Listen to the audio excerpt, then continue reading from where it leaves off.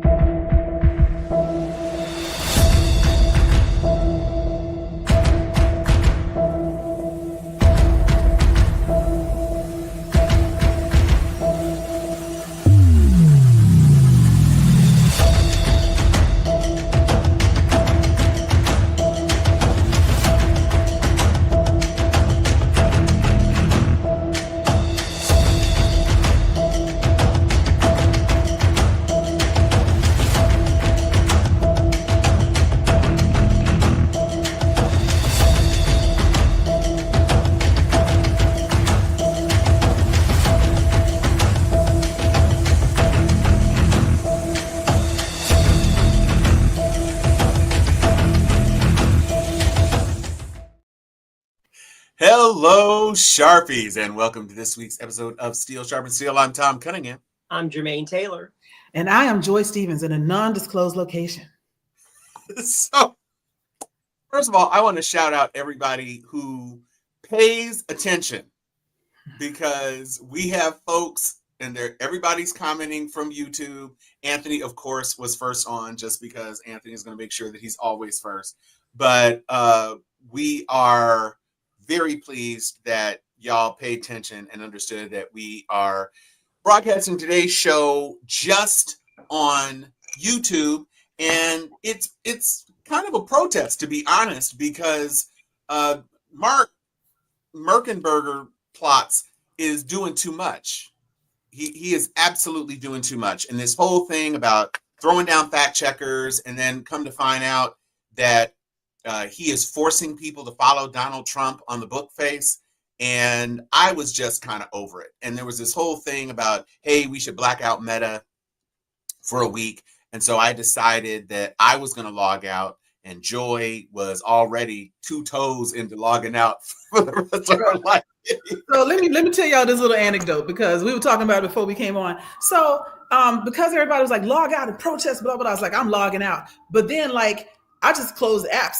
And then it was like, that's not logging out. You still logged in. You still there. I was like, all right. So I had to look up how to log out. And then it said, okay, do you want to log out of every location? And it had like every place I'd ever logged in when I traveled, everything. I was like, okay, log out of everything. Instagram too. Yes, Instagram too. Log out of everything except WhatsApp. Log out of everything. Okay, great. And then it was like maybe 36 hours, right? Because I logged out. I think it was like Saturday or Sunday. And I'm loving to see everybody in here. We got some new faces too. Sure does. Yeah. Hey. Miss Maxine. Hi, Miss Maxine. So I needed something out of Facebook Messenger because I was looking for a friend's address. And so I'm like, well, let me just log back in at Messenger real quick. And it was like, log back in, password, everything fine. 2-factor authentication, which I had done years ago because people kept getting hacked. And it was like, sorry, we can't send you a code right now. But there are other ways to log in. Okay, what's the other way to log in? You can simply send us a picture of your driver's license.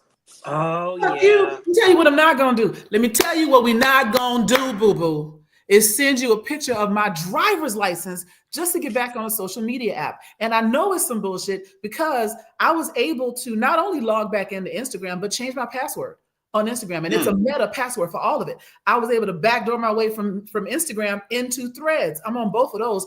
Facebook is still like, we're going to need that driver's license off you. I'm sorry. We just can't send you a code right now. You can't send me a text message from Facebook, but you sent me a text message from Instagram, and they're both Meta products. Yes. Mix me with that bullshit. You know what? You may not be able to find me on Facebook. You can find me in the A, but you can't find me on Facebook. All right. I'm off. And I didn't miss it. That was the other beautiful part. I went 36 hours with no badges. I didn't really understand. I knew it like philosophically, but I didn't really understand how anxious the 17, 24, 35 badges were on some of my notifications. So not even now that I'm back on Instagram, they immediately pop back up 18 badges from the 18 people sending me reels. Took the badges off. I feel so much better. And I'm quieter. Like I was watching TV. I cleaned the house because I had time because I didn't scroll for 3 hours, you know? And hey, so where are we going with all this, guys? Where is this leading? With all these restrictions on Facebook, all these new guidelines for having to force follow certain people. Where is this train taking us, in y'all's opinion? Like, what's the goal here? Radicalization? I think the goal is to consolidate and kind of eliminate the efficacy of corporate media by handing it over to these two billionaires that are in his back pocket. I mean, can you imagine if back in the 60s, there were no Walter Cronkite, and the only people that were on air were McCarthy and Winchell. That's it. Those are the only places you had to get your news, point blank, period. No newspapers, nothing. Just two people, or to put it in a modern context, if the only two choices you had were Joe Rogan and Howard Stern. No other media. You're muted. I'm muted? No, not No, I you. was muted. I was Oh, muted. okay. Joe Rogan, who's the fat guy that died? Uh-huh. Oh, Rush Limbaugh. Rush Limbaugh. Right. Yeah. So what I feel is happening, because I didn't anticipate this, quite honestly. I thought that maybe Mark Zuckerberg was spectrumy enough that he wasn't going to fall prey to this. But what is clearly happening is that the South African egomaniacal eugenicist with a narcissism problem and ties to neo-Nazis is trying to corral the entirety of the right. And Mark Zuckerberg is trying to play games with what used to be the progressive left, because now it's all about the oligarchy. So you've got O-Book and you've got Ox. And those are trying to supplant every other form of media, which, I mean, even TikTok looks like it's going to have to nut up and play games, because whoever is going to end up purchasing them, I think it's a bit of good fortune, perhaps, that monopolistic challenges might prevent either Elon or Zuckerberg from acquiring TikTok. But that presumes that you have an FTC that isn't just completely in the pocket of Trump anyway. Yeah. So it's a really nightmarish thing. Anthony was up on the forced following of Trump. I haven't been on Facebook to make sure I'm not following Trump. So, it's coming down to the end of the week. I may hop back on. I've got some things that I needed to do. But yes, I agree, Shay, Shay was Sadita. Thank you, Sadita. Thank you. I agree that just like Russia has its own thing, and we've had Fox News, which has basically been an arm of the Republican Party for 20-something years, but state-run media in Russia is what they're trying to do, or in Venezuela, or any of these other, or North Korea. That you want to cow the media into being your puppet by threatening licenses or threatening whatever else, until basically they're just an extension of your will. And that's why it's really important for shows that have an independent voice to be able to, right now, the reason we are on YouTube, and I'm here to tell you right now, I'm not sure, in my opinion, that I ever want to broadcast again on Facebook, just because now I'm concerned about the end user license agreement and whether or not they have rights to content and all this other sort of stuff. We're going to stay on YouTube. And what I will say is that I am inclined to also make the audio of our shows available as a podcast. We already have an existing Steel Sharpen Steel feed, so we can just start airing the audio on our platforms. We're going to be back on Amazon. We're going to be on Spotify. We're going to be back on Apple Podcasts. The infrastructure is already there. So starting today, I am going to put the audio of our podcasts onto the audio of our broadcast onto podcast platforms. Are you backloading, or are you going to start today going forward? Well, I may put some other choice episodes on there. If kind of the greatest hits. Yeah, if you want to curate and suggest, hey, Tom, I think episode blank or this title or whatever, then I can go and I can download it and then we can make it available. But today, for sure, we're absolutely putting today's episode. It'll be on the Steel Sharpen Steel. You can find us on Apple Podcasts, on Amazon Music, or Spotify. If those are the three biggest platforms anyway. We started this as a podcast. It wasn't a vlog or a broadcast initially. So we're going to roll back to our roots and see if we can build our audience that way. Sorry I was talking so long. Is it? But let me ask you this: with our population here in the United States, is it too late for this country to really become a state-run media, given like who we already are? Because we're No. informed people. We like to know the truth, what's under the truth, what's beyond what's being reported. There are a lot of us out there. Did they start that way in Russia too, and then they just infiltrated where it was like state controlled, or had it So always been that way? a great example of what you're talking about is, and we're gonna call her Mary J. Marie J. is right. No, we are not too far gone. Your statement about we want the truth. If you know, notice what has happened with the right over the last 15, 20 years, even 5 years, they don't want the truth. They want to feel good. And even the left doesn't necessarily want the whole truth. Like the left needs to recognize that some of the stuff they want is stupid. And some of the stuff that is like not going to go. And, you know, everybody has their bubbles and they want to reinforce those bubbles. So no, it's not too far for us to be a state-run media. And the history of Germany, when the Nazis came to power, they weren't even popular. They thought that Hitler was a fucking joke. Right. And they were able to split up the opposition enough to basically divide and conquer. Right. So that they ended up getting in power. And as soon as they got in power, they started dropping these edicts. No more of this. No more of that. This is the way it is. And people were afraid to go against them for fear of alienation, of not having commerce, et cetera. Like, well, we'll just go along with it for now. For now turned into, unless we have World War III, unless we had World War II, it was going to turn into forever. So we could be in a position where we become the evil Axis power of World War III, because he's already trying to annex everything. He's following Hitler's playbook down to the letter. So what's our window? These next 4 years, or we're looking at a year's time before we're like subject to? They toppled the democracy in Germany in like 45 days. Yeah, let's be super clear about a couple of things. One, half the country doesn't care about truth because they voted for Trump. Half the country, but the half country. the country does. Well, yeah. I don't even know if half the country does. The answer is no.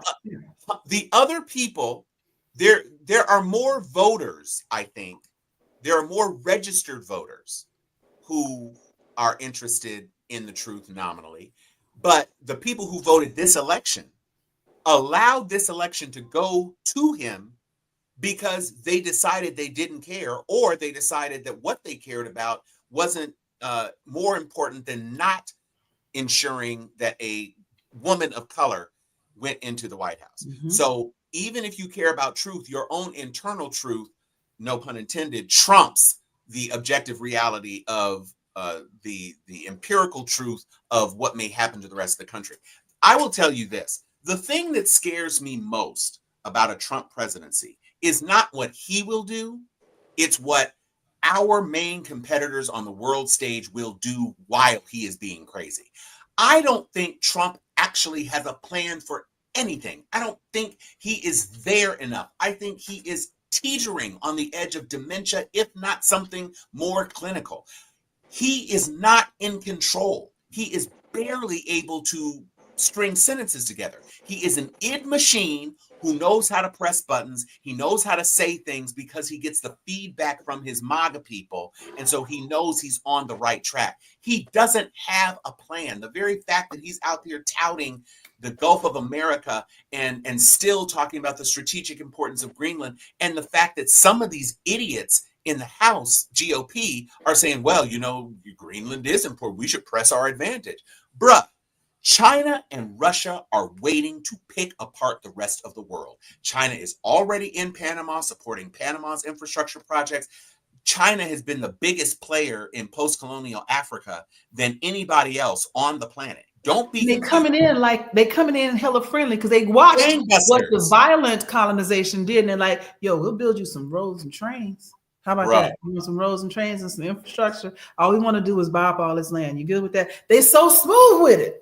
And the lithium and all of these things. And then Russia, if you all think that Xi Jinping and Putin are as smart as Trump himself says they are, you've got to know that these two people who have actually been in power in their countries are looking at Trump like, you are a fool. We are in charge. We've been here 20 years. You barely got in this time. And you got in by sucking our nuts. So. And now let's talk about the power play / backfire of trying to close TikTok, because when they found out, the whole thing was we don't want China to have our information, blah, blah, blah. So they tried to close TikTok. And before they did, people refugeed over to Red Note, which is a Chinese platform. Now, there has been some fallout from that for the Chinese, because it was a way for foreign, like Chinese people who are foreign nationals in other countries to connect with people back in China. And it was a safe space for women, I've heard, so it was cool. And then, of course, here we come. Looking for a place to chill out, and we gladly learning Mandarin and sharing all our information. And people who thought that their communist government was sharing propaganda about the United States was like, wait, y'all really don't have healthcare? Wait, y'all really have to do this? Are you serious? We thought they was lying. Y'all really? And then Americans are discovering, oh, maybe we do suck, because we're discovering that other people think we are a joke, like we've been saying, like Black people have been saying we're a joke the whole time. But they wanted to shut down, again, as we were talking about, all other platforms that are not controlled by one of the oligarchs, but they allowed this window of visibility into what America is really like, not only for Chinese people specifically to see, because we jumped to a Chinese platform, but for Americans to get a reality check of, we told you weren't the best and brightest. We've been telling y'all that. And now you've seen it. Everybody's like, wait, y'all do what? No, we're better. We're so much better than that. That also leads the opportunity for other countries to come in and say, yeah, you know what? America really ain't all that. Let's invade their ass just for show. Or let's let their security wane. Why should we care about America? They don't even care about their own people, which is the rationale that colonial America used for the Native Americans and for the enslaved Africans. Why should we care about them? They fight each other. Now they're going to say that about America as a country. Why should we care about them? They fight each other. Look at them. They got all these guns over there. Why should we worry about rockets headed towards them? And they will not warn us when somebody bombs the shit out of one of our coastlines. All because they try to shut down TikTok. That's the butterfly effect of all of that. And it has nothing to do with Trump, except the fact that he started this whole thing and then it was a stunt so he could save us from it and try to get TikTok under the umbrella of government controlled media. So the short answer was yes, we can still be under government controlled media. The long answer was everything I said in the last 20 minutes. Well, I want to thank because Jermaine, I'm sure you're champing at the bit to get in this conversation and reply to Joy, but I just want to thank you, YouTube folks, because at this point in the show, we are almost at the same number of viewers that we normally get, which tells me that this is a good decision. Mm-hmm. And we're not going to be battling the algorithm. So I will just say, please not only watch on YouTube, but subscribe and hit the notification button. It's super important, and it means the world to us, as yes. Jack Cacciarella would say on one of my other favorite YouTube channels. So we're going to try to build this community. We're going to focus on this community. And like I said, on the podcast side, we're going to have the audio version of the show. So this was one of the biggest stories for me this week. Obviously, the inauguration happened. Shout out to all the people who paid $5,000 and $6,000 to bring their whole families out to the inauguration, only to be waiting outside in the cold for that whack-ass parade because you weren't able to actually see the inauguration because he had that in Oligarch Dome in the Capitol Rotunda. And the day later, after he was inaugurated, they have this prayer breakfast. It's held in the National Cathedral. When I lived in the D.C. suburbs, we used to go to the National Cathedral. The last time I think I was there was for the state funeral of Chappie James. However, this woman, this Episcopal bishop, gave her sermon, and then she decided that she wanted to let some folks know some things. And so she said some things, some reproach directly to Trump in a very kind way. Yeah. I'm not going to say it wasn't kind because it was, but let's take a look at what the Right Reverend had to say, and we're going to watch this right now.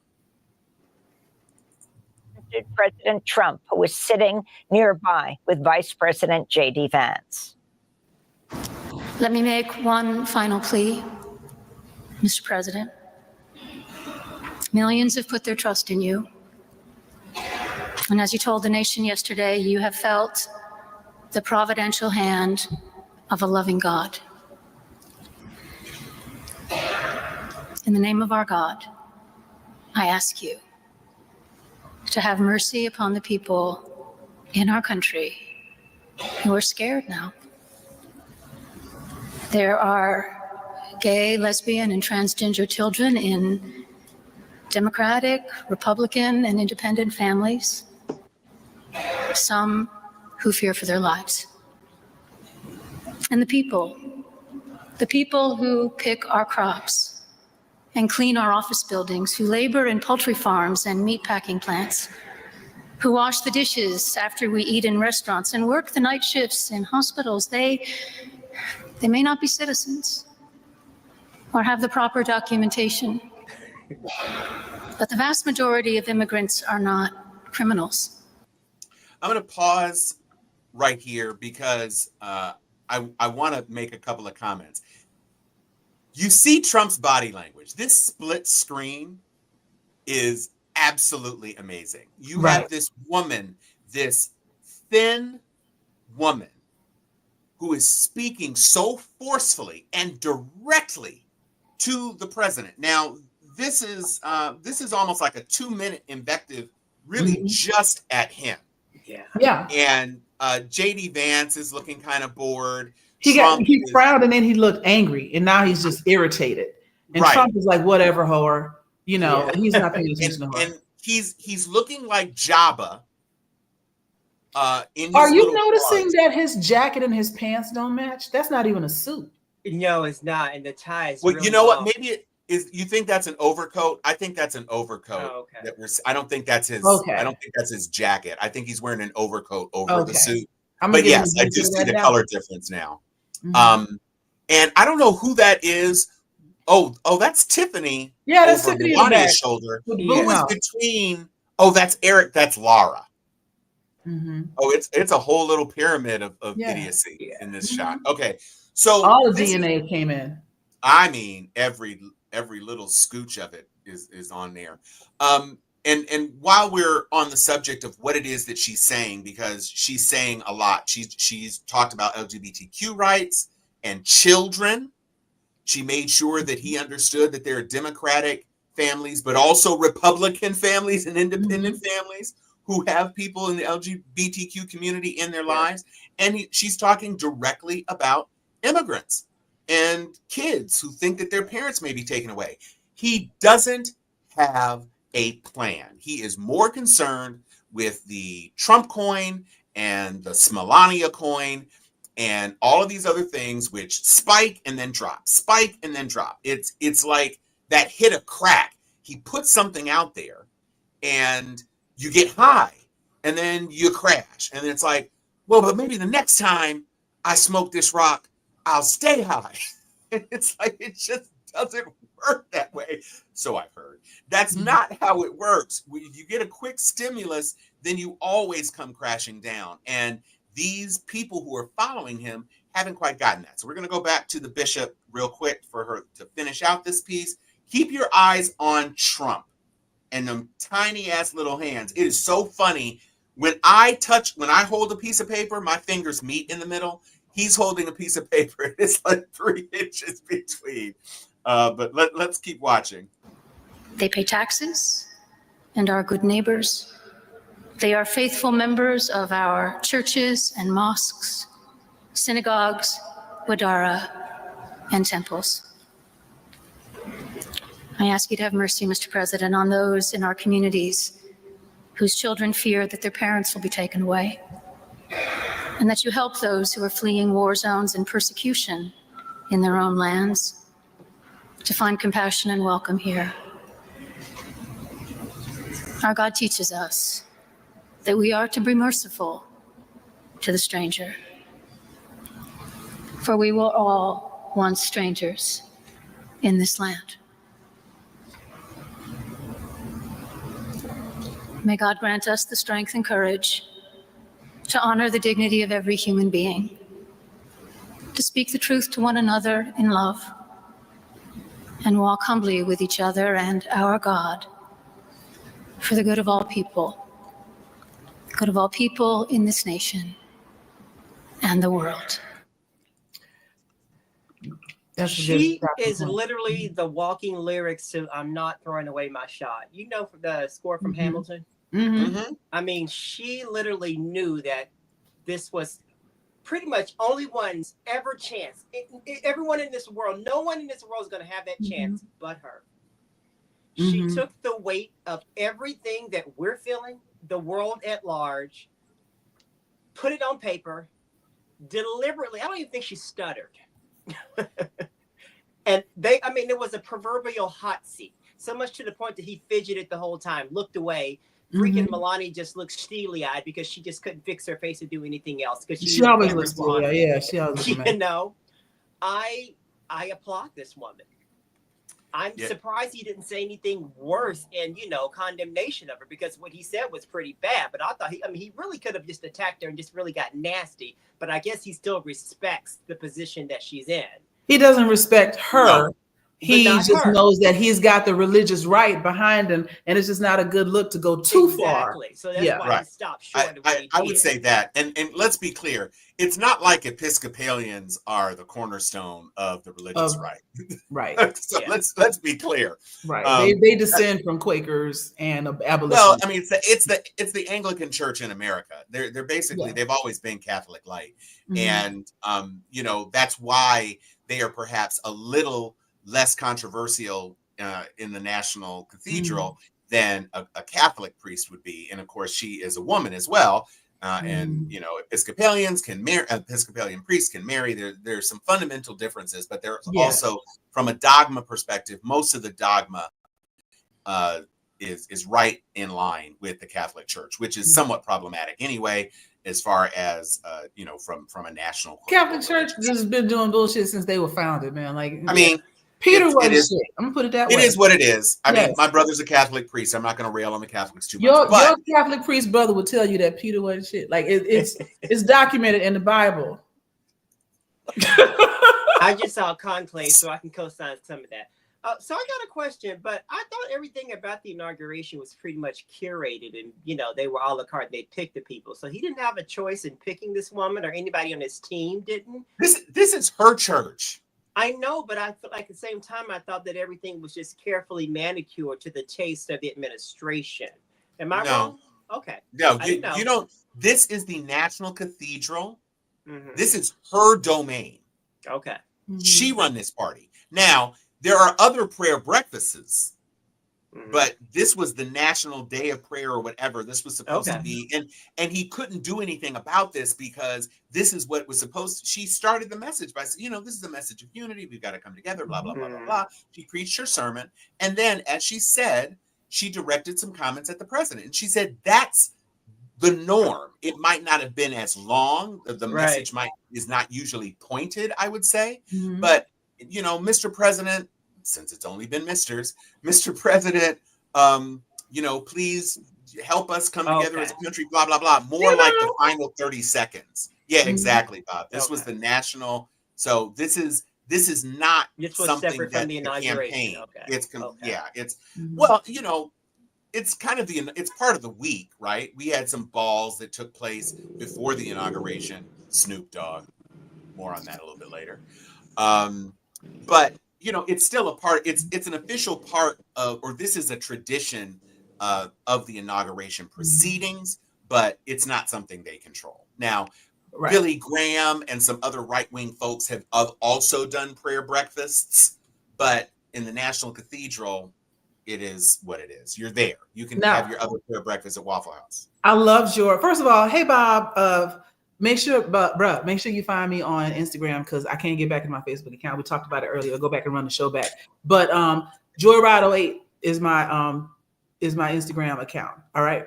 And I want to build on the analogy that Jermaine started with saying, like Hamilton, I'm not throwing away my shot. because she did shoot her shot. She's like, this is my one chance to be this close to the president and maybe give him something that he needed to hear. Now, I'm going to switch it up and say she was more like the father of Muad'Dib, and I know I'm going deep here, in Dune. If you remember, the father got murdered and got kidnapped in Dune in the first one, and he had a chance. He was this close to the Harkonnen king, right? And all he had to do was like bite down on this poison tooth and blow it in his face and kill him. And he tried, but all he really succeeded in doing was killing himself, because the evil Harkonnen, who looks a lot like Trump, escaped. And so the analogy here is she shot her shot. She's like, this is I'm never going to be this close to him again. Let me see if I can get some sense into him. And it didn't work, because clearly he went off the freaking rails talking about her. $10 says that she is not in the position she's in inside 6 months. Well, it'll be interesting to see. Well, how would she get, like, if this is, like, how would he influence that? Like, did the politics of the Episcopalian Church was somehow run across his desk? Like, how could he do that? He won't have any direct effect on her, but he can make it very uncomfortable for the people around her. And the church is a business. Never misunderstand that the church is all about money. So he can make it where the people that support her in that position find themselves uncomfortable supporting her anymore and offering up some, early retirement, new position, blah, blah, blah, but she won't be there next year. Well, shout out to David Lynch, who directed the version of Dune that Joy was sub-referencing there, talking about Duke Leto Atreides, played by the great Jürgen Prochnow. And I didn't have to look that up, because I am a total Dune nerd. I've seen it all. I am Captain Blurred. I teach the Litany Against Fear 2 pledges since I crossed. What I must not fear. Fear is a little death. Fear is a mind killer. Oh, I have it right here on my computer. Yeah, you skipped some stuff. But the point is that, yes, this was her shot. And she knew, in addition to the fact that nobody else was going to be able to say this, uninterrupted on a national broadcast. Recorded for all time. Recorded for all time. That was the big thing. Sometimes he gets confronted by, a talk show host or, one of the Sunday shows. Somebody will interview him and will say something and they'll try to push back. But he can always shout down. He didn't have a microphone. He's sitting in the front row and he in church. He's already uncomfortable because just the mist of the holy water in the air is stinging his skin. Absolutely. He ain't used to coming into church. And when she said that he has known the touch of a loving God, I was like, girl, when? He ain't hardly seen the insides of a church. Never. So I thought she did a spectacular job. One other thing I want to bring up about her is a lot of people ask me, what can I do? Especially a lot of white people. What can I do? What can I say? Do what she did. She had a chance to stand up, use her platform at risk to herself say what was right and what needed to be said. And she did it. She could very easily have just said, God bless everybody. Thanks for coming out. God bless and good night. I'm out.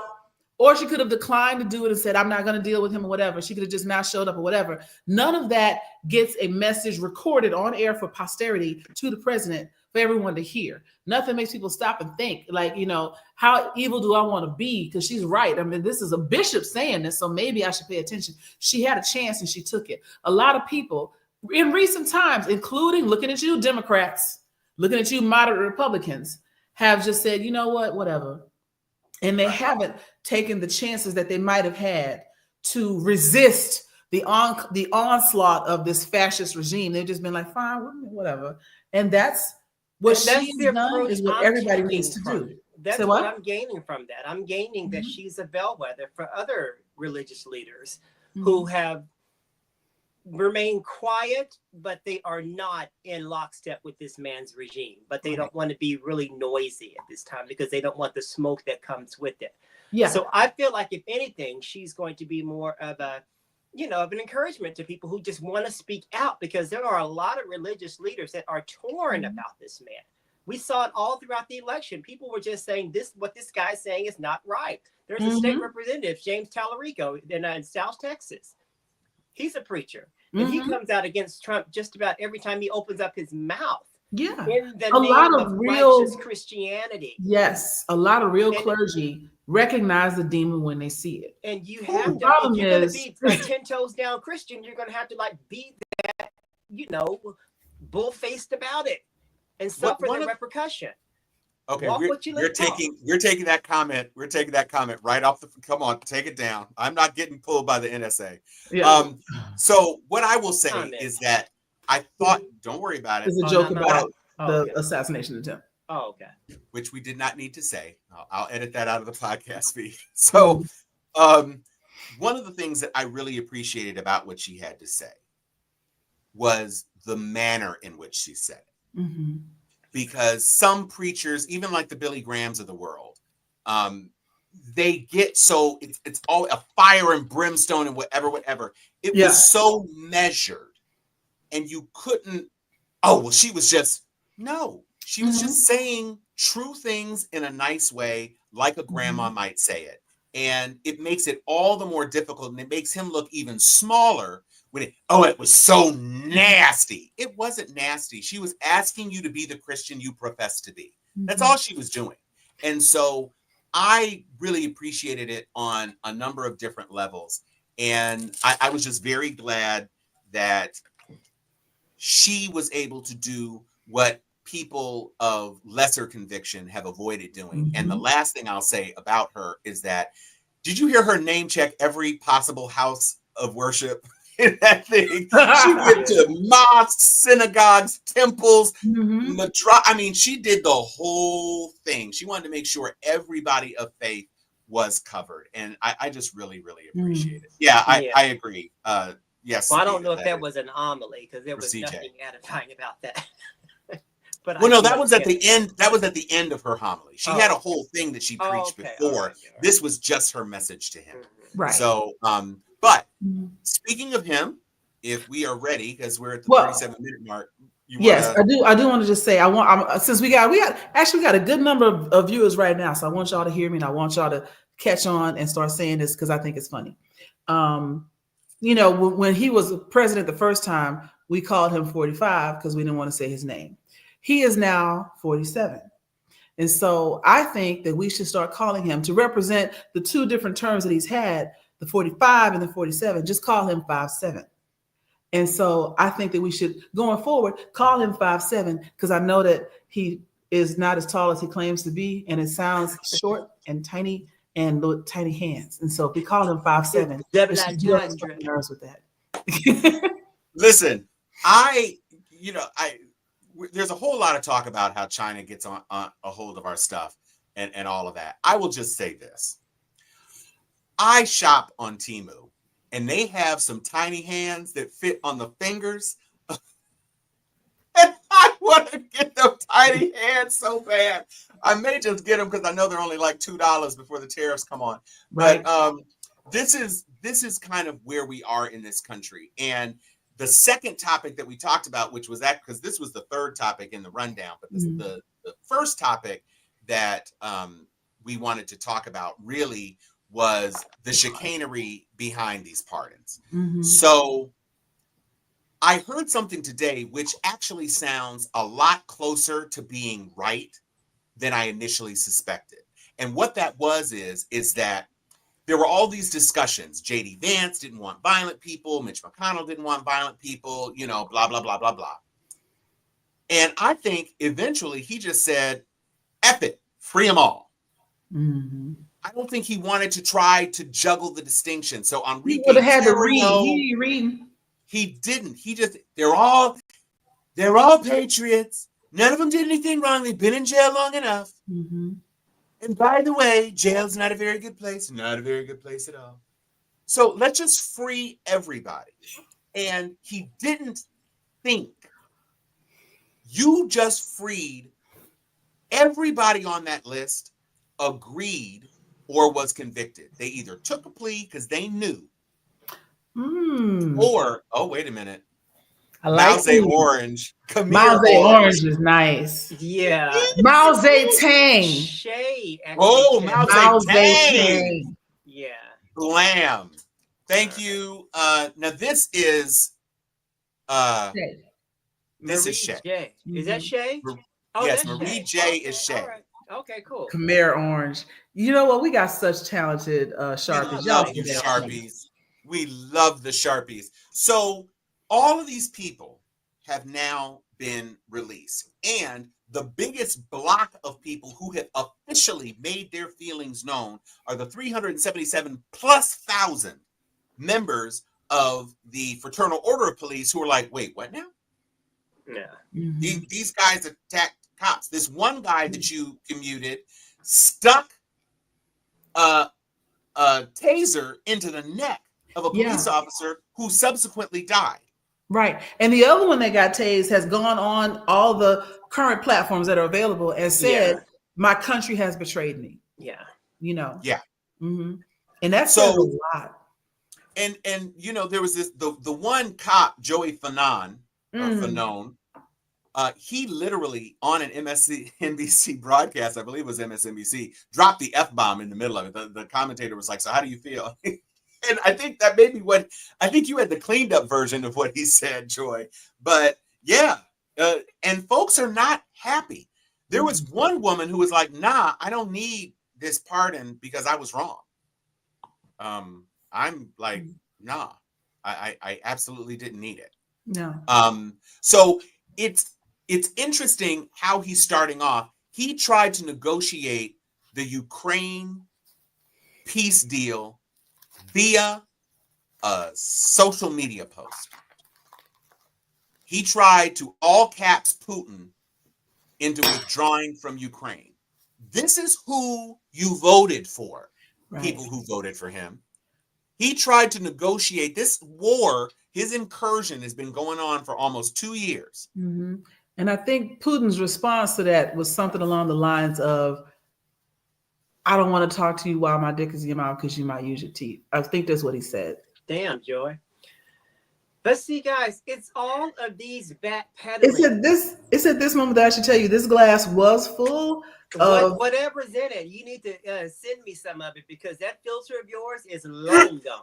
Yes, this was moonshine and oat milk and caramel sauce. It's like Jesus. super duper Bailey's. It is fucking not delicious. Even 5:30 on the freaking West. So, ladies and gentlemen, I'm just here to say, Joy has as much of a filter as a pack of Lucky Strikes.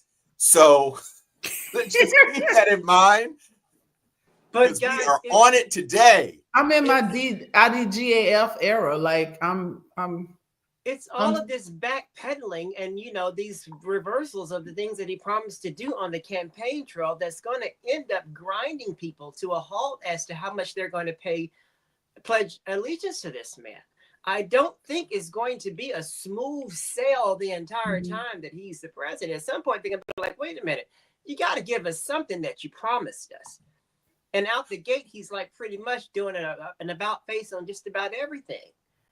So can't do nothing about the price of eggs and bread. Can't do nothing 100 about executive orders. Ukraine. Nothing, not a single one of those executive orders mentioned the word groceries. None of them. And you know, Mark was talking about how the side deals with Netanyahu and TikTok. But the challenge is, even though TikTok did put up that little thing that said, thanks, President Trump, for figuring out, he's already cut 2 weeks off of the sale negotiation window on TikTok. And Netanyahu has already made military incursions, technically not against Hamas, but settlers, now that Trump rescinded the sanctions against settlers who come in and take things that were formerly owned by Palestinians, the settlers he undid that.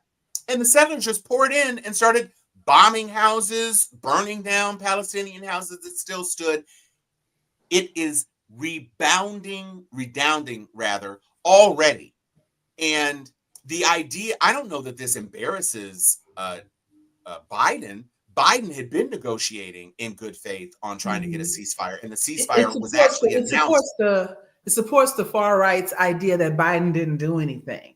Right. Right. Even though he's done so much. But that's if you're inclined to believe that to begin with. Right. And that goes Which back gets to the back whole to thing your about they point. don't want the truth. They don't. They don't. They want to hear Yeah. whatever makes them feel good in that moment. So it'll be interesting to see what Trump is actually going to be able to take credit for, Mark, because what I am seeing right now is that he, other than pardoning those people, which is something that he said he was going to do, he burned capital on that. That's not something you do. Yeah. I mean, he did promise it. I will say that he promised it, but even the people that he promised it to weren't expecting the violent ones to get a pardon. Right. They were expecting the moms who walked into the Capitol when they Yeah. shouldn't have. Maybe the guy Yes. that spread poop everywhere, he probably could get pardoned, but not the one that actually killed people. Yeah. Right. They weren't expecting that. And it was Yeah. 400 of those people who were convicted of assaulting police. And those It are wasn't things like that's 10. going to erode. I mean, erode it pretty quickly because that's a stretch right there. Right. And Yeah. so you're absolutely right, Jermaine. And I want to talk about the parallels that are happening. Not parallels like parallels to the past, but things happening in parallels form right now. So we're watching him just fuck up everything.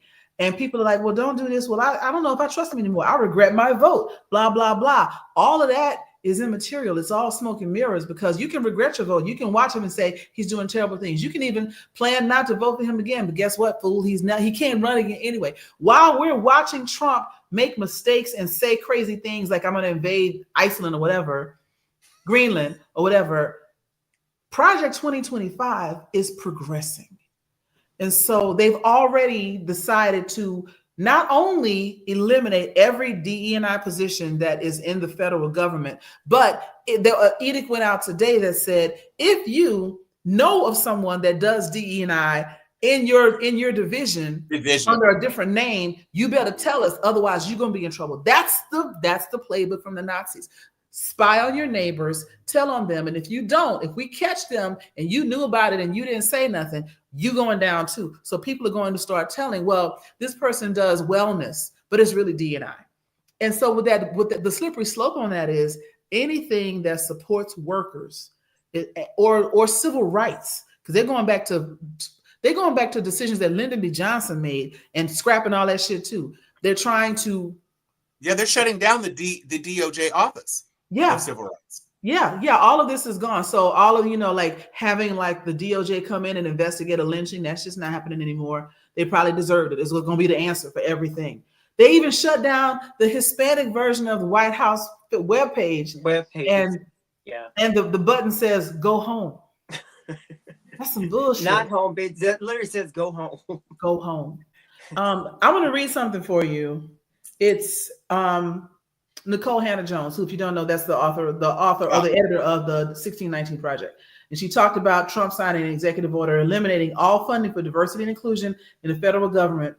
The historical echo for this, because again, history repeats itself. The historical echo for this is when Woodrow Wilson resegregated the federal government in 1913. She said she's talking about us reaching the second nadir, right? As a student of history, I'm not being hyperbolic. The federal government built the Black middle class in DC and in many parts of the US largely because it was one of the first organizations to hire Black professionals and prohibit discrimination. It's among the most diverse workforces in the United States. They've just said we're firing everybody and we're turning most federally appointed jobs into most jobs that were elected or hired into federal appointees so they can pick and choose the suck-ups they want to put in there. Now, when Wilson allowed for the resegregation of the federal government, it didn't just separate Black and white workers. Historian Eric Yellen shows that stymied Black professional advancement, keeping Black Americans from higher paying jobs, and even if they passed the civil service exam, they still didn't get it. So it was the reverse of equal opportunity, which is what we've always been fighting against. D&I never has been about giving unqualified Black people jobs that white people should have got. It's about recognizing that those Black people were way more qualified. And not only does that help them, it helps the company or the environment or the organization that they're working for, because these white folks don't be wanting to work. Now, but in 1965, Lyndon B. Johnson issued Executive Order 11246, and he banned discrimination in federal hiring. And so that's why DC has such a large Black affluent population, because a lot of them got hired by the federal government. Now, they're federal workers. If you remember, y'all remember when they did furloughs during the pandemic, and furlough cheesecake became a thing because she was making good cheesecakes. But a lot of federal workers are Black. And so this push to get rid of all D&I really is a push to get rid of being able to fire anyone for any reason without cause, just because you feel like it. And the first example of this is fucking Vivek Ramaswamy. Yeah. He lasted 23 hours, right? And all of this promise. I think he was the only brown person that Trump was really messing with. There's one other who's actually in the cabinet. He did get a Black person for the HUD. HUD. Oh yeah. Yeah. Well, that's the Black We've job. seen how that goes in the past, right? But absolutely. I'm not saying it's good. I'm just saying yes, absolutely. And he's got some old dumb excuse about potentially running to be governor of Ohio. Good luck with that one. Right. But I mean, think about it. Eating the dogs and eating the cats. But think about it. Even after all of the pomp and circumstance about Elon and Ramaswamy being the two that are going to do this whole government spending reduction, blah, blah, blah. Now it's just Elon. And the reason they gave for Vivek Ramaswamy not being able to go forward is he's annoying. Yeah. Can you imagine getting fired off your job because they find you annoying? So that is grounds. That would have been grounds for an EEOC lawsuit if they hadn't just gutted the whole shit. The EEOC. So, in the words of Cheska Lee on every platform, I never thought the lepers would eat my face. Eat my face. Oh, I never thought the lepers would eat my face. So we know what they're doing, but what is the resistance? How do we slow down the train? Well, I will say that the two ladies that I anticipated voting against Hegseth, two of the ladies that I said, Murkowski and Collins, voted against advancing him, but they still have 51 votes. So it looks like, despite the fact that he admitted that he paid $50,000 to one of his past accusers, that is not going to prevent this Senate, unless Mitch McConnell grows a spine. If Mitch McConnell does that, then he'll signal for other people that they can as well. He is the one, because you got these two women on complete opposite sides of the country, one in the hinterlands and then one in the haunterlands. And so you need somebody like the dude who with the eye patch, that veteran dude, or Mitch McConnell, or I mean Ted Cruz would never do it. Rubio, did Rubio get confirmed already? He did. So he's out. He's Secretary of State. Yeah. And but how does he was elected in, or how was his Senate position filled already? Has that been sorted by? Doesn't the governor just pick someone to do that? That's what I thought. Well, he may. So what we have is a situation where it is still not impossible. It's just less likely. I can't imagine that Murkowski and Collins are going to change their vote because they did actually take a principled stand. All it would take is Joni Ernst and Mitch McConnell. Now, you would make an enemy of Trump, but what's he going to do? His favorables are down. He had the worst favorables of an inaugurated president since Hoover or whatever. So he's not in a great position, and they're safe. So it'll. Oh, that's right. Yep. So it's a very tough situation, but go ahead, Joy. You said something very interesting about, what is he going to do if you make an enemy of him? And it's not about what he actually can do. It's about the fear that lives in their hearts about what they think he might do. And so just like I deal with this a lot when I talk to, like, as an executive coach, I tell people, make them tell you no. Don't tell yourself no. And so I see this a lot with what I'm seeing on both sides of the aisle in the Senate and in the House to some extent. They're so afraid of what he might do that they're afraid to even challenge. They're telling themselves, I need to fall in line without even testing the waters or pushing the boundaries at all. So I also think, to your point, that if these two women have made a principled and, in my opinion, moral stance, and if Mitch backs that and they end up blocking this confirmation, that is a very powerful message because it shows, similar to, I'm going to use another movie reference, in 300, when everybody thought that Leonidas was going to bend the knee to the big guy, he bent down for a second and he threw that spear. He didn't win. They all died, but it proved that you could damage them. And so if Mitch decides to throw the spear and be the one to be the tie-breaking vote or whatever to say this ain't happening or not on my watch, I'm not going to ruin my legacy following behind you. It shows everybody else that there are kinks in the armor. There are spaces where you can attack. And this goes back to Jermaine's point. How do we resist? Just like the bishop, if everybody, every time they have a chance, says, this is some bullshit, however they want to say it, because that's what she said. You know, she said it very piously. But if everybody takes a chance when they have it to say, I don't like this, it emboldens more people to stand up for themselves. And that's how you end up with essentially a silent revolution. But this is the most opportune time for such a stance from those people. He's essentially, in my opinion, a lame duck president. Like, because he can't get reelected. Exactly. Besides the smearing in the public, you know, the constantly dragging down whenever he opens his mouth, what repercussions can these people really suffer? But on the other end, he can primary somebody, but I mean, who's to say that his juice is going to even hold during that time when he's on his way out? Him being on his way out, he is mentally. It's not that he's necessarily a lame duck. It's that he doesn't have to worry about running again. A lot of people will temper their reactions and temper their actions based on, I need to make sure I don't alienate my base so I can get reelected. He's not going to get reelected because he can't. And so that also unshackles him. I could say and do whatever I want because I'm out of here in 4 years anyway. And I'll probably be dead in 5 years. So I don't care what happens after I'm gone. And so that is a scorched earth mentality. Yeah. That he can pick up.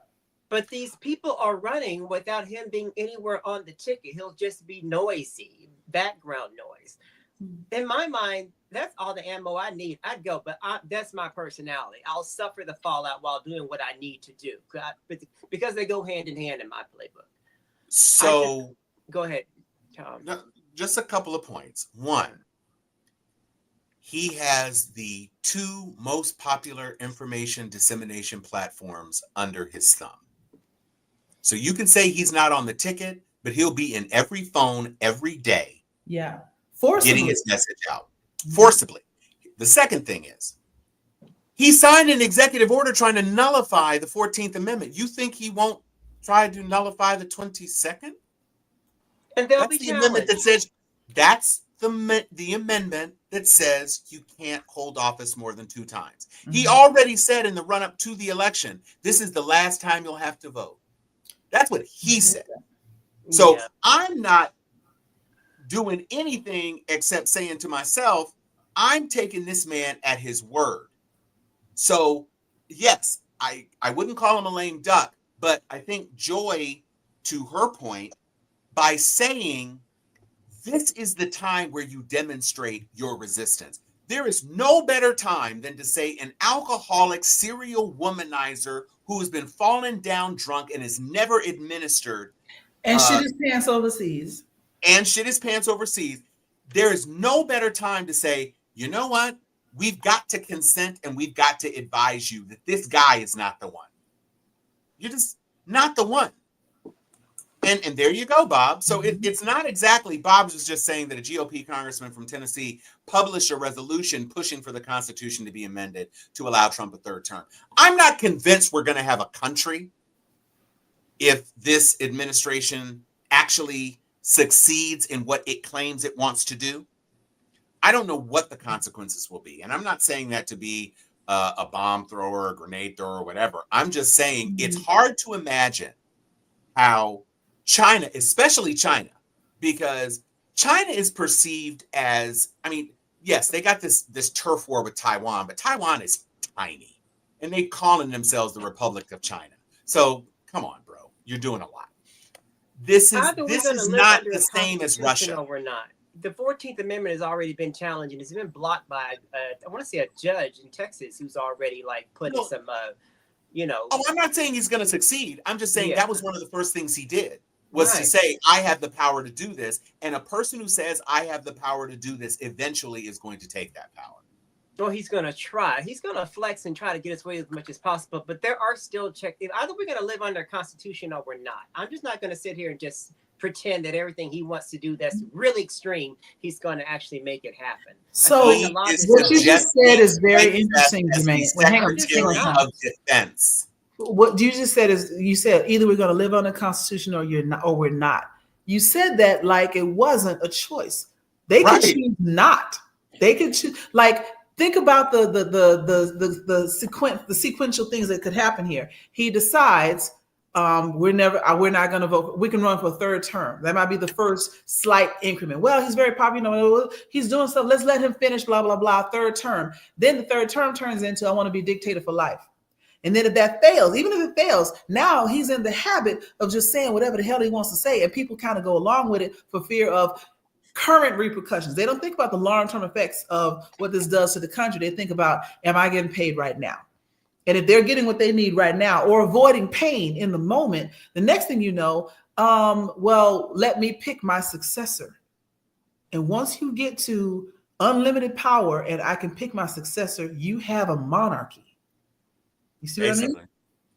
It may not be by blood, but that would allow the people who are trying to put straight white Christian men back on top forever. It would allow them unlimited power. And then the other branches of the judiciary become non-entities, even if they're still there, because ain't nobody listening to them and nobody's checking with them. And they erode their own power to avoid pain in the moment. And that's the real cowardice of both sides of the aisle. In Congress, is to be afraid of, oh, what happens if I don't get reelected? Oh, what happens if I don't get on this committee? You know, look, you got life insurance, health insurance, and a good job. Do your fucking job, because that's what they're not doing right now. And if all it takes is a few of them to capitulate, especially on the left, a few of them to say, you know what, it's whatever, I'm not even, or I step down in protest and allow that seat to become red. The next thing you know, we're all doing this bullshit because we have to. The same way we just all were forced to follow the president on Instagram, on Facebook. What kind of bullshit are we getting into? And the everyday person is not cool with this. The everyday person is like, I resist, I'm not doing it, blah, blah, blah. They can't make me, but they can. All it takes for evil to thrive is for good people to do nothing, right? Okay. Mm-hmm. I don't think we've gotten to this place where we are present day by having that mentality. We have always had to fight against something that seems insurmountable.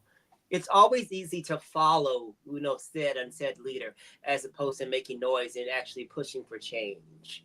I don't know if we're just going to all of a sudden just be in lockstep because it's easier, because you just want to continue living at your moderate way of living and not aiming for anything higher. I don't see our people doing this. Maybe I'm wrong. You're wrong. Don't do it. Most empires last about 250 to 300 years, and we're coming up on 250. So we are in the end times of our moment in the sun. Romans thought the same thing. They thought, oh, it never happened to us the way it happened to the King dynasty. And then somebody else like, oh, it never happened to us the way it happened to this monarchy. People fall apart. And this ain't even new. This ain't even new to this country. I think that we have more voice than we've ever had before. And I think that we will come through this, but I think we will have a moment of having to restructure the United States. And that's the part that I'm most interested in talking about, how we come through this, as opposed to the hypotheticals, how we're all going to fall in lockstep and live under it. Well, I don't see talking about. I don't see lockstep as much as I see a lot of pain from people who thought they weren't going to feel pain. He is not focusing on the pain points and the pressure points that Joy was talking about. He's not focusing on better jobs. He's not focusing on cheaper housing. He's not focusing on cheaper groceries or cheaper gas. He is saying tariffs, tariffs, tariffs. And in his tweet, on his social truth, whatever the hell he calls them, he told Putin, we're going to ramp up tariffs against you and sanctions. And it's like, bro, you do understand that currently in the United States, we can't import stuff from Russia already. money. There's no tariffs on Russian goods because we're not There's no importing Russian Russian goods. goods. So DACA that's is made not in the a threat. US now. Yeah. Right. And you think you're doing something. You think the deal. And I say bankrupt, fraud, 34 felonies. He doesn't have the capacity to do this job. And he's sitting in his ivory tower. And when these people who thought that they were going to get lower groceries have $10 heads of lettuce because there's nobody to pick the lettuce anymore, and thousands and thousands and thousands of acres of crops go unpicked because he did this, deportation pogrom, that's when people are going to be like, wait. These small business owners who rely on undocumented workers who are like, wait, you weren't talking about my people, were you? How you going to get milk? How you going to get eggs? You think you got an egg problem now? You ain't got nobody to pick the eggs out the things? So that's where I think the opportunity comes. It's going to be people who are like, wait, hold up. I don't care about Greenland. I don't care about Panama. I don't even know where the places are. I know you told me this, and midterms are coming, and there are not many, but there are people in the GOP. A lot of them left, unfortunately. If Mitt Romney were still in the Senate, Hegseth would not be confirmed. Right. And too many of those people who actually have traditional, actually Real conservative values. Right. real values. Though I don't think Mike Pence would vote for Hegseth. No. But those are the ones that I said just gave up, like, it's whatever. Like, They just gave up. And so what it's going to take is a combination of people who are actually in positions of power to push back, not just for concessions for themselves, but for the sake of the country. So you got, like I said, you got 2 principal votes. You need 2 more. And they push back as a result of this growing populace I'm talking about. This whole thing was the reason why TikTok was even proposed to be banned. You remember when back in the pandemic when that thing happened, when all those people bought those tickets to that rally and no one showed up? Yeah. You remember that? Yeah, it was a right K-pop group. I don't know which one, but they said it'd be funny if we bought tickets and didn't show up. Yeah. That right there is what's kind of set him off on TikTok, knowing that there was this growing force of informed people on this platform. The truth was radicalizing those people. It wasn't anything else. It was the truth. If you watch TikTok, you can really learn some stuff that doesn't get reported on the nightly news. It was that got them wanting to get rid of TikTok to begin with. Mm-hmm. And I have much more faith in that particular part of our population, putting the pressure on people like Pence or whoever else might be, listening to those folks. I feel like they're the ones that are actually going to sway the narrative. If Luigi taught us anything, Luigi taught us you can only squeeze so much out of a disparate people. Luigi was a white man who could probably have set himself up some kind of way, but what he had been hurt to the point to where he wanted to go hurt somebody else. Mm-hmm. 2 privileged white men, one kills the other in the middle of the street. So that right there is an indication that to me shows me where we're actually going. It won't be us having to be out there on the streets getting killed anymore. They're going to be doing it for us because they're going to be tired. They're going to be tired of having to spend $12 on the carton of eggs. Tired of hearing all these empty promises broken.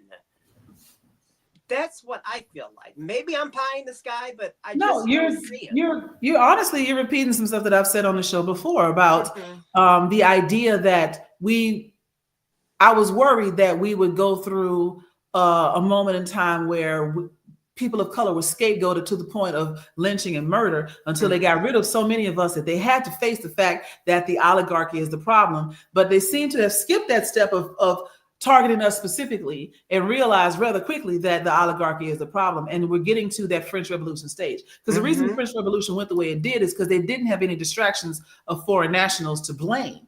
It was just rich white people and poor white people, or rich French and poor French. And the poor French is like, fuck all this. And next thing you know, everybody's getting guillotined.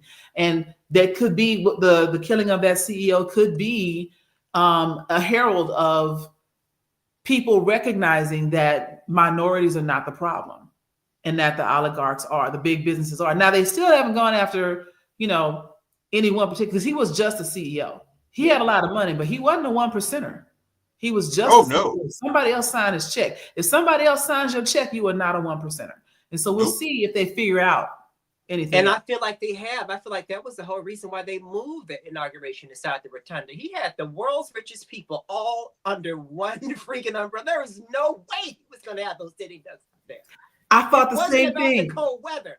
It wasn't, and it wasn't even about us. It wasn't even about an attempt on him. It was about the other rich people in there who was like, "I'm not going outside." Money. You know what I'm saying? When you have all those oligarchs in front of you, in the middle of freaking DC, you're not gonna do that. So I saw when I first heard that, I was saying, "No, he's trying to protect that wealth that's going to be in that damn that inauguration. It has nothing to do with the cold weather." So I feel like the signals were already there. We just have to be wise enough to watch how they move. Because I know they're scared. They have to be. You're right. I mean, NSA, I'm just going to say, there was nobody on this program talking about making attempts on lives. No, we're not. So I just said that for the NSA. It wasn't for anybody to comment on. I'm just saying. I'll put the button on it because I don't want nobody showing up on Cherokee. Well, so you just gave your address. I was not advisable. Sure okay, so the last thing that we were here to talk about, because we talked about pardons, we talked about clerical throat punches. The last thing is emoluments, and I made an allusion to this earlier when I was talking about these meme coins. For those of you who are unfamiliar with meme coins, because up until I heard the term 5 days ago, I had no idea what a meme coin was. I actually thought it was like Bitcoin, but come to find out, it is absolutely not, because it is technically not a security. It is not bound by anything. It's monopoly money. It is monopoly money. And even though the two coins that have set the world on fire and are pouring gasoline on it are $ Trump and $ Melania. Now, what they're saying is that that's not you supporting or buying into Trump. That is nothing more than you showing your allegiance to the individual letters TRUMP. Now, this is the President of the United States who, on the eve of his inauguration, started to sell this thing. And it rocketed up to about $67 billion in valuation briefly. And 80% of that meme coin inventory, I mean, it's an NFT. I don't even know really what it means. 80% of it is privately held, which means only 20% of it is liquid and out there available to be purchased or whatever.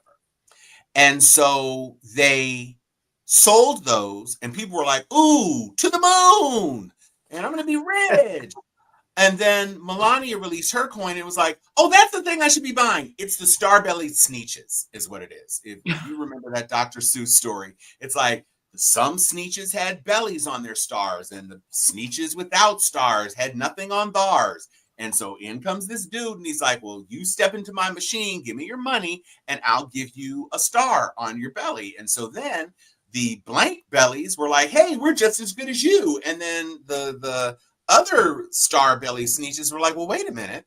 Well, now we don't want to have a star." And so he made a machine that took off a star. And then by the time he was done, nobody knew who anybody was anymore, because some people had 2 stars, some people had 0 stars, some people had 3 stars, and they were all just running in and out of these machines. And meanwhile, the guy was just collecting all their money. That's where we are. We are at the United Sneetches of America at this point. And that is a problem. There's a whole emoluments clause about how the president is not supposed to be able to personally enrich himself. He did the dry run in his first administration where he bought this hotel. And if you wanted to curry favor, if you were a foreign national, you could just buy a whole floor of the hotel and bring your people there. Or you need it for security clearance. You spend tens of thousands or hundreds of thousands of dollars at the Trump National Hotel. And that wasn't illegal because it was in a blind trust, which was absolute crap, because we know that his children had no capability of actually running anything. Right. But he is now literally billions of dollars in monopoly money, which is now worth considerably less, thankfully, because the whole thing crashed down. but billions and billions of dollars that he technically didn't charge while he was president because he dropped it on the eve of the presidency, but it's still trading. And he's selling shoes, and he's selling boots, and he's selling glasses, and he's selling t-shirts, and he's selling coins, real physical coins. He's doing all of this as president. And a lot of people, not enough people, have a problem with it. But I have a problem with it. And I'm betting the first rep from a district where a constituent comes up to him and says, Trump lost me X. My parent died because of the insulin price lock, executive ordered away. Eating the dogs and eating the cats means nothing when Mima is dead. Nope. And that's what's going to be the issue. You're going to have some Republican mother whose daughter died while traveling out. She was raped and she went to another state to terminate the pregnancy, and the baby dies. Or it's going to be little stories like this and $20 eggs, even for a week. Any price spike. And just like Joy said, as long as everything's cool, as long as things are normal, as long as you got your job, as long as you can, pay for Netflix, you're probably okay. Let any of that change. These people are dancing on a knife's edge right now. And a lot of these people, I did the math. There was a guy who said he spent $5,000 to bring his family to the inauguration. He was upset that he could not see the inauguration. This is a historical event. Once in a life, technically twice in a lifetime. But he was pissed because he spent $5,000. $5,000 is one 12-pack of eggs a week for 12 years. Wow. 12 years. And you blew it to stand in the cold. Mm-hmm. And watch a Jumbotron that you could have watched at home. You could have, and that's what he said. I literally could have watched it at home. But I wanted such and such and thus and so. Obama was out there. Obama was out there mm-hmm. with his kids. Guess what? They wore coats. And that's not going to last long, guys. It's not. That's going to be the find out that's going to happen swiftly, in my opinion. Yes. Oh, they're already finding out. The people who didn't realize that the ACA was Obamacare are finding out. So that's what it's going to be. Just like a whole bunch of people caught COVID because they were thinking about ivermectin and that other foolishness. Or hydrochloroquine. Yeah. Because people don't care about social issues. They care about what's in that pocketbook. Yeah. That's what it is. And there it is. And so the latest meme coin person, I don't know what it is, but he launched his today. The Right Reverend Stephen Fetchit, Lorenzo, the one that prayed that little prayer. His brother right here. I can't really. Hold on. Let me find him again. I don't know his name. This one. What's his name? There we go. Him. I don't know. Oh my gosh. He looks like Harold Garano should play him in the adaptation. Yeah, the one that did that prayer. He launched his meme coin today. Oh, So well, I that guess- ain't They don't buy meme coins from Negroes. No, they don't. Meme coins. No. No. That's not going to get it.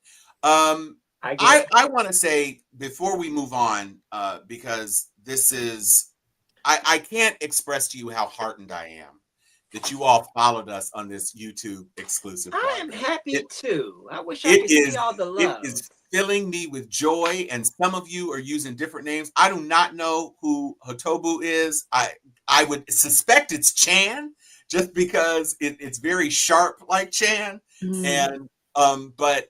And we don't see Chan, who usually comes in off of Facebook. So I'd like to believe get some avatars so we can put some faces to these clever. Anthony. Anthony got his whole face out here. We see Anthony. Yeah, no, Anthony is on deck the entire time. But I would like to ask, because we're at an hour and 20 minutes. That is hey, look at that. Is that Chan? Big brain on bread. Oh, right. So what would you like to communicate to our folks who are going to be watching or listening rather on the podcast tomorrow, Joy? What would be the thing that you would like to say on the eve of the Hegseth vote, which will be the first real test of how much juice can be squozed out of this orange? I want to remind people to go read Parable of the Sower. I've been telling y'all for a long time that book is prophetic, but it's not prophetic. She was a history buff, and she looked at what had happened before and was like, this is about to happen again. And she timed it in 2024. She was dead on. So if you want to know how to move, read that. But I will also say, I had this conversation with some of my colleagues earlier today. I was sending them posts that were, if you take it at face value, it's like, wow, Joy is depressed. And they were like, it's going to be okay, Joy, deep breath. I was like, it's not about me. I'm not sending this to you because I want you to see what I'm looking at. I'm sending it to you because people are going to come to you, my fellow coaches, etc., talking about, oh my God, what's going on? I can't believe this is happening. Nothing like this has ever happened before. I'm like, 1877. 1923. This happens all the time. And that's just in this country. But fascism, punching down, segregation, and genocide has happened over and over again since the dawn of time, pre-Bible time. We keep doing this because we like to tussle as human beings. But also recognize that in spite of all of that, in spite of everything that has gone on in the history of time, we still here. We, African Americans, are a whole new thing that just popped up in 1619. We are a new version of Black. And so we're still here and we're relatively thriving for the most part. So there's a difference between being hopeless and being realistic. Recognize that you're about to get punched in the face with everything that's happening. But punches don't hurt as much when you see them coming. You can brace for it. You can be ready for it. You can react. You can roll with it. Right? Roll with the punches, but recognize the punches are coming. Like that video, the picture that we love to show, because I sent this to somebody else earlier, the picture of the women with the 92%, the Black women sitting up watching the world burn. Somebody very flippantly said, you do realize that they're on a building in the city. I was like, yeah, we never said that we were not going to experience the same fire everybody else was saying. We said, we see it coming. We've been trying to tell you that this is happening. We've been trying to help you understand that no matter what happens now, we're going to go through a period of tribulation. And if you accept that and recognize it, fortify yourself, take care of your people, take care of your own mindset, and figure out how to continue to resist, to push through. But there is a tunnel. We're looking for the light, And that's the sweet spot. I want to piggyback on what you just said. Had Kamala won, I felt like this would have been another Barack Obama 2.0, where they were like, well, we live in a post-racial America. No, we don't. The democracy would have been just as sick as it is now. It would have just been glazed over with a Band-Aid. Right. The fact that we have him now, we all have to look at it. We all have to look at it in the ways that we freaking amped him up to make it happen, even us. Things that we just overlooked. We can't let our allies have those days where, well, do we really have to talk about it? No, yes, we have to talk about it, and you need to be uncomfortable while we talk about it. Because right now it's beyond we need surgery. It's not localized anywhere. This cancer is all over. You know what I'm saying? So this is the time to where it just has to get nasty. It's already nasty. Let's just get nastier and have these dirty conversations and make this world better. Salvage what we can out of this. Yes. That's what I would give people, in the wake of them possibly confirming somebody like Hegseth. Yeah. I will just say, be brave. Look tonight inside who you were when you first took your oath of office, Joni Ernst. Look to who you were before the party became co-opted by this orange idiot who is at the head of the ticket and at the head of the party. Think about what it meant to you to actually be a conservative that was actually about conservative things. And then ask yourself, I'm going to pull a Matthew McConaughey from A Time to Kill. He says in the end, he's talking about, imagine your daughter, her poor limbs and her poor little body. And now imagine she's white. I want you to look at Pete Hegseth And imagine if Barack Obama had set up for the Secretary of Defense an unqualified serial philanderer alcoholic who can't hold his feces in his pants in public. You'd be on every Sunday show talking not only about Hegseth, but talking about Obama and how he could do this to the country. Pull that bravery, pull that sauce that you would have pulled out had it been a Democrat putting on this thing. Mitch McConnell, who sat there and blocked the Merrick Garland nomination a year before the election. Pull those same nuts out and pull up that constitutional fortitude. That's what I want. That's what I expect. I didn't vote for most of these senators. I have 2 Democratic senators from my state, and both of them are voting against him. You all should care enough about the country that you purport to love to not allow this to happen. And he can't do anything if a bill is not sent to him, and he can't confirm anybody unless you let him.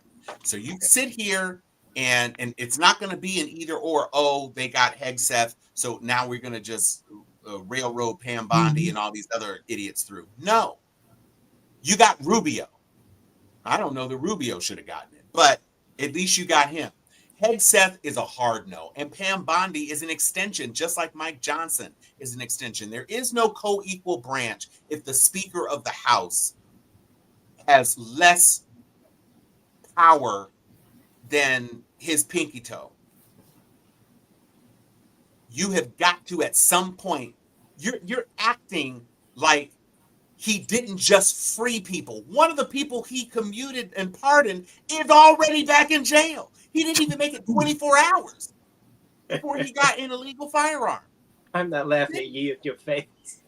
Didn't even make it 24 hours. This is who you're dealing with. But he's touching on crime. Right. So let's keep it together. And this is your chance. You cannot be voted out of office for not voting for Hegseth. Right. There are plenty of you people have military bases in your states. People, some of you served. None of you should be rubber stamping this. That's it. Absolutely. You should not be. You just should not be. So don't. How about that? Yeah. Just don't do it. That's do all. the right thing. And it will be easier because he might be inclined to try to shout down. If 4 of you vote no, then he can target you. If 20 of you vote no, yeah, he can't. That's a mandate. if 10 of you don't vote for him, he won't, because what's he gonna do? Y'all better no, bro. Gates already had to go. Ramaswamy already had to go. You are not infallible, and you're not going to pay a price for not confirming a talking head from Fox News for Secretary of Defense running 2/3 of the federal budget. Stop it. Yeah. You're not going to pay a price, so you might as well try it and see. It will only become easier to say no as we go. He was not elected in a Reagan-esque landslide. He was barely elected. Barely in the popular vote, and between the numbers of states, barely by the Electoral College. If 2 of those states had flipped, we could have been at an impasse. So don't fool yourself into believing the flavor aid he's pouring for you. Right. Jim Jones died, y'all. The Messiah is not a Messiah. Just keep that in mind. All right, that's all I got to say. Exactly. How you gonna get fired before the inauguration? Right. How you gonna get fired before you go to work? Before you go to work, you ain't even got an office, ain't got a phone, ain't got a chair, ain't got a desk, nothing. Already fired. They sent you an offer letter and a Vivek, pink slip on the same day. Vivek, they don't like you. They barely tolerate JD's brown wife. They definitely don't like your slick talking ass. Shout out to you for referencing a movie that I finally know. When you said A Time to Kill, I was like, thank God I've seen that one.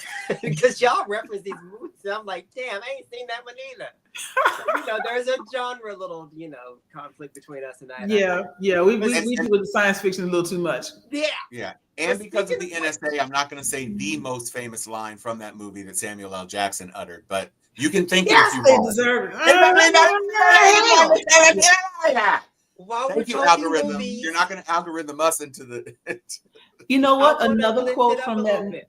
Go ahead, Joy. What you say? Another quote from that movie that I want people to remember is when we look at our white, sometimey ass allies who are like, I don't know what to do. One of the things that Sam Jackson said to his lawyer, he said, I didn't pick you because you understood me. I picked you because you wanted them. That's it. Mm-hmm. So that's what you can do. Karen, talk to Tiffany. Y'all think we're going to have Black History Month? We'll have it this year because this might be the last year of Black History Month. But I also like that in the state of Florida, a lot of educators are getting together to share Black historical information with students on Saturdays. Yeah. We are going to talk about that. I'm going to be podcasting on a different show about that very topic. And there are some organizations, Black legacy organizations, that I believe are aligning themselves to get behind that. It's something that we've talked about, and the time is past done for it. So I'm definitely looking forward to, I don't know if it's going to be a reawakening, but I think there are some people, just like when in the 60s, when the Montgomery bus boycott wasn't as much about race as much as it was about class. I think there may be some class convergence, not, probably in unions a little bit. Some of those people who decided they weren't going to support now are realizing that there's some real challenges. So I would say manufacturing unions before police and service unions. But manufacturing unions who are going to feel the pinch. So Teamsters, these people on the ports, these people who are importing things and realize that the prices are only going to go up because the tariffs are not paid by the countries. They're paid by the companies, and the companies pass those costs on. There's going to be a point. There's going to be a point where somebody who is powerful enough can sit him down, because it's not going to be Musk, because Musk doesn't care. There's going to be a point where people are going to be like, you can't do this. And there's going to be a reckoning. There will be a reckoning. We're not going to see a reckoning, but we will see the consequences of it, because there will be a change. He's going to have to get back on message. And the real truth of it is that none of what he promised in terms of lowering prices and all this other stuff that they're trying to backtrack on, he can't say prices because he can't do anything about them. And so these people who were talking about $8 eggs when they're $9 and when they're $10, how is that Biden's fault? Right. And not only are eggs going to be $10, lettuce, green onions, everything else. All tomatoes, apples, oranges, strawberries about all to of be that stuff. Listen. And this is the time we as Dems, especially as socially, pushing Dems, we're going to have to fall back on some of our messaging with all these social issues. Still beat it, but push those messages out there, because that's the only thing they respond to. More so green than black and white. That's what I was trying to say once before, that we need to. I thought that some of this would end up in a dismantling of the Republican Party, but they just rebranded themselves as straight up racist, which is fine. But what may now need to be dismantled is the Democratic Party, and retool it, like I mentioned before, as a labor party. Because after a fascist tribulation in a lot of other European countries, you see the emergence of a labor party, and we might be at that point in the United States. They can disassociate themselves from social issues easily, and I'm talking about even our allies, even women that are freaking being chokehold by social issues. They can remove themselves from it. But when they can't buy that avocado toast, That Right. there is top of Mhm. mind. When They the will- beans from Starbucks getting imported cost, $20 a pound, and now Starbucks coffee is $32. Yeah, I know. Honey, My they latte making costs how much? noise. Right. I didn't What was even get that? oat milk in it. Why does it cost so much? Incidentally, oat milk goes great with moonshine and caramel sauce. Is That's that what exactly that what was in here. Chateau de L'Orme Blanche presents oat milk, moonshine, and caramel. You Yes. know what? I'm still nursing, and I'm just about out of it because they're not selling it anymore to November. This Fireball whiskey eggnog that I got from Total. Yo, that shit is so good, bro. Oh my God, that's the best. Okay, if anybody worked, that was not an endorsement, but however, oh my God, I'm down to my last little titch. I'm Right, you just be sitting there just. for when I Okay. watch my screener.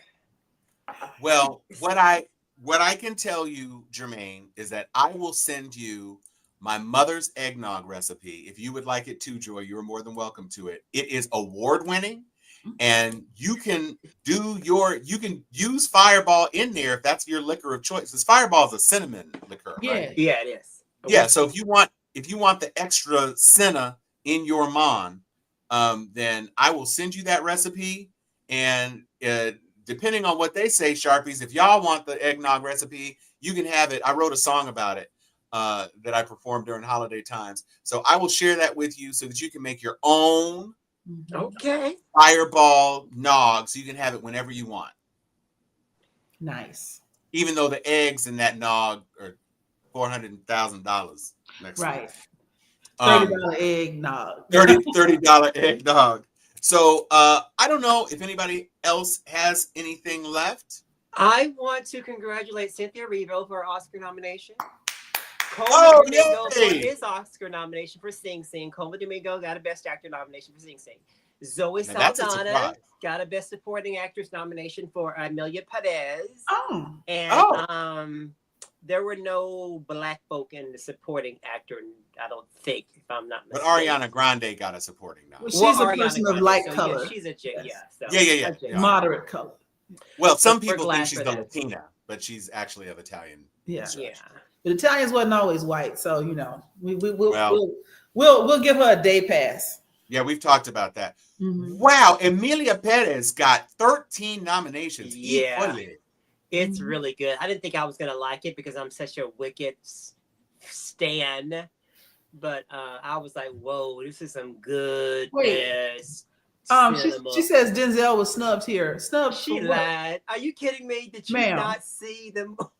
The fuck? Are you serious, Miss Maxine? She can't be serious. No, Denzel was not snubbed. Denzel, he did Denzel that was over not the phone. snubbed. No. He did that movie over the phone. I swear. Right? Yeah, that was Gladiator 0. He did all his scenes sitting in his Barker lounger at home, and they green screened him into the rest. Honey, that was a stunt double. That was not. We didn't land on the Coliseum. The Coliseum landed on us. What's Yeah, up, no. Wayne? No. That no. Are you guys fans of the Children of Bones and Blood trilogy? Yes. Yes. So I they read came that out book with the cover to cover in cast. like 3 days. Blood and It's Bones. great. I'm sorry. So the cast was revealed yesterday. I'm so excited. You guys, it came out in 2018. Tony Adeyemi, she wrote this really phantasmagorical book.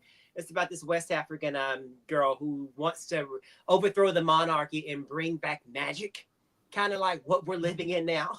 Yeah. Yeah. So Viola Davis is going to play Mama Gaba. She's going to be reunited with the girl that played her daughter in The Warrior King, Yeah. because she plays the title character of Zeeley. Her name is Thubu, and I can't ever pronounce her last name. Mhm. It's, I mean, the top echelon of Black excellence is in it. Regina Right. King is in it. Chiwetel Ejiofor, Idris Mhm. Elba.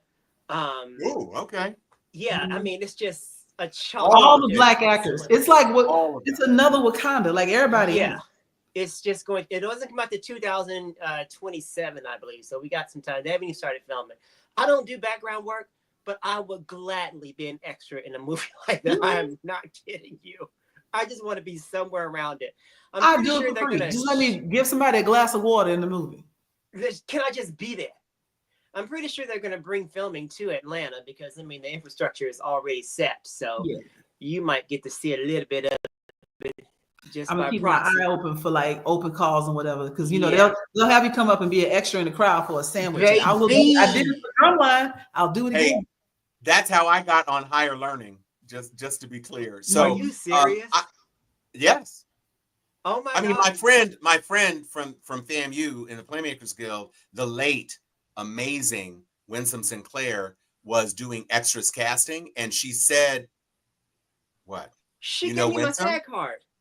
Yeah, she SAG qualified me that day because I was an extra on Higher Learning, so I could eat next to Tyra Banks. So anyway, Small world. An overlooked film God rest her that soul. that should, I think, I mean, it's probably Inside Out 2's to lose. But if you have not seen The Wild Robot, starring Lupita Nyong'o, voicing the robot, see it. I'll watch that tomorrow because I haven't seen it. It is a really, really good film, and it's a bit simpler. It's not as complex, and it's probably not as poignant for as large an audience as Inside Out 2, but it really, really is an excellent movie. And I see that they did snub Mufasa, which I think, probably, I don't know what Flo was, but between Memoir of a Snail, I mean, you could have, and Wallace and Gromit, for goodness sake, you probably could have put Mufasa in there, but that's okay. I'm kind of afraid at this Emilia Perez juggernaut. I think Cynthia may be Yeah, it's looking pushed that out. way. But big budget show, anytime there's a huge studio film, it always kind of gets overshadowed by the art house films that are sort of like, really grappling with what's going on in the world, because I don't really want to give it away, but once you see Emilia Perez, you'll understand why it's really moving people the way it is. Oh no, I get it. Yeah, I okay. understand, especially in the times we're living in. I'm just saying, between The Brutalist, which is also this incredible juggernaut, and Emilia Perez, and The Substance. Oh my God. Well, I mean, Demi Moore. I thought it was. If Demi Moore ends up winning, that will be somewhat disappointing. I have not finished The Substance, but I have started it, so I will have to finish it now that it's something. I do try to watch most of, if not all of, the Best Picture nominees, but there's a lot of stuff on here that I have not seen, so I'm not sure if I'm going to be able to do it. But Nickel Boys, I'm interested in. I saw that. I saw it this past weekend. Great film. Great. Okay, good. Film. So that's good to know. Yeah. It's on Netflix, right? Yeah. I would recommend, if you can, see it on a big screen, just because the way it's shot. It's shot looking through his lens, through his eyes, so the framing is really tight. So I would recommend seeing it on the silver screen if you could, but if not, just sit far back at the house and watch it like. But it's a great film. Well, if sometimes it ends up that our shows end up becoming pop culture reviews, and so that's always a nice thing for me. Oh my God, I love that! Yay. Yeah, no, that's a positive segment, and we did say that we were going to try to create opportunities and access to positivity during this nightmare show. But I want to thank again everybody who has joined us on YouTube. You all have confirmed to me, and I think my co-hosts, that this is the platform now. We are a YouTube show. We are not going to be broadcasting on those other spaces, and so if there are spaces for either Jermaine or Joy, that you have channels on YouTube or whatever, or if there are any Sharpies out there who would like to carry our show on your own YouTube channels, please let us know. We'd love to link up and create some opportunities to expand the show, expand the audience. Listen for us. You can look for us on Steel Sharp and Steel on Apple Podcasts and iHeart and Spotify and Amazon. So I'm going to download this show and I'm going to upload this show. And so you can share it with your friends. It may be a little easier to share with your friends. So we're going to try to build community that way. And so I will say, on my own behalf, I'm Tom Cunningham. I'm Jermaine Taylor. I'm Joy Stevens. And this has been the first YouTube only Steel Sharpen Steel. We'll see y'all next week, everybody. Coo, coo.